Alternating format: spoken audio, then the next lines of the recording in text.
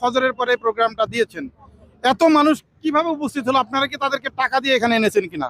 দেখেন, আসলে জামাত ইসলামী কখনোই টাকা দিয়ে কোনো প্রোগ্রামে জনশক্তি আনে না, বরং জামাতকে এই সব অনুষ্ঠানকে বাস্তবায়ন করার জন্য তারা নিজেরাই পকেট থেকে টাকা দেয়। আর এত লোকের সমাগম অন্য কোনো দলে ভোরবেলায় করতে পারবে না। জামাতের প্রত্যেকটা সহযোগী, কর্মী এবং রুকন যারা আছে, সদস্য যারা আছে, তারা সবাই কিন্তু ফজরের নামাজ আদায় করে। ফজরের নামাজ আদায় করে তারা লেখাপড়া করে, কেউ হাঁটতে যায়, ব্যায়াম করে। স্বাভাবিকভাবেই দেখবেন যে এই মানুষগুলোর মুখে কোনো ক্লান্তি নেই।